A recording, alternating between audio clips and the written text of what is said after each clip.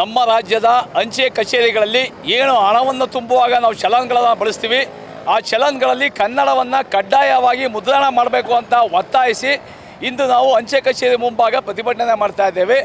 ನಮ್ಮ ಕರ್ನಾಟಕದಲ್ಲಿ ಕನ್ನಡವೇ ಭಾಷೆ, ಕನ್ನಡಿಗನೇ ಸಾರ್ವಭೌಮ ಅಂತ ಕರ್ನಾಟಕದಲ್ಲಿ ನಾವಿಲ್ಲಿ ಚಲನ್ ನೋಡಿದ್ರೆ ಪೋಸ್ಟ್ ಆಫೀಸ್ಗಳಲ್ಲಿ ಒಂದು ಭಾಗದಲ್ಲಿ ಹಿಂದಿ ಮುದ್ರಿತವಾಗಿದೆ, ಒಂದು ಭಾಗದಲ್ಲಿ ಇಂಗ್ಲೀಷ್ ಮುದ್ರಣ ಆಗಿದೆ. ಇಲ್ಲಿ ನಾವು ಕನ್ನಡದಲ್ಲಿ ಇದ್ಕೊಂಡು ನಮ್ಮ ಜನರಿಗೆ ಸ್ಥಳೀಯ ಭಾಷೆಯಲ್ಲದೆ ಇರೋದು ಚಲನ್ಗಳನ್ನು ತುಂಬುವಂಥವ್ರಿಗೆ ಕನ್ನಡ ಬಿಟ್ಟು ಹಿಂದಿ ಇಂಗ್ಲೀಷ್ ಗೊತ್ತಿಲ್ಲದವ್ರಿಗೆ ಭಾಳ ತೊಂದರೆ ಆಗ್ತದೆ. ನಮ್ಮ ಪಕ್ಕದ ರಾಜ್ಯ ಆದಂಥ ತಮಿಳುನಾಡಿನಲ್ಲಿ ಒಂದು ಕಡೆ ತಮಿಳಿದೆ, ಒಂದು ಕಡೆ ಇಂಗ್ಲೀಷ್ ಇದೆ, ಅಲ್ಲಿ ಹಿಂದಿ ಭಾಷೆ ಇಲ್ಲವೇ ಇಲ್ಲ. ನಮಗೆ ಒಂದು ಪ್ರಶ್ನೆ ಆಗ್ತಾ ಇರೋದು, ನಾವು ಯಾವ ರಾಜ್ಯದಲ್ಲಿದ್ದೀವಿ? ನಾವು ಕರ್ನಾಟಕ ರಾಜ್ಯದಲ್ಲಿದ್ದೀವಿ. ನಮ್ಮ ಕರ್ನಾಟಕ ರಾಜ್ಯ ಸರ್ಕಾರ ಏನು ಮಾಡ್ತಿದೆ, ಮಾನ್ಯ ಮುಖ್ಯಮಂತ್ರಿಗಳು ಏನು ಮಾಡ್ತಾ ಇದ್ದಾರೆ, ಮತ್ತು ಕನ್ನಡ ಮತ್ತು ಸಂಸ್ಕೃತಿ ಇಲಾಖೆ ಸಚಿವರು ಏನು ಮಾಡ್ತಾ ಇದ್ದಾರೆ, ಹಾಗೂ ಕನ್ನಡ ಅಭಿವೃದ್ಧಿ ಪ್ರಾಧಿಕಾರ ಅಂತಂದರೆ ಅದೇನು ಮಾಡ್ತಿದೆ ಅಂತ ನಮ್ಮೆಲ್ಲ ಜನರ ಪ್ರಶ್ನೆ ಆಗಿದೆ. ಯಾವುದೇ ಒಂದು ರಾಜ್ಯದಲ್ಲಾದರೂ ಸಹ ಯಾವುದೇ ಒಂದು ಚಲನ್ಗಳು ತುಂಬಬೇಕು ಅಂದರೆ ಆಯಾಯ ಸ್ಥಳೀಯ ಭಾಷೆಗಳನ್ನ ಮುದ್ರಣ ಮಾಡಿ ಇಂಗ್ಲೀಷ್ನ ಸೇರಿಸಬೇಕು.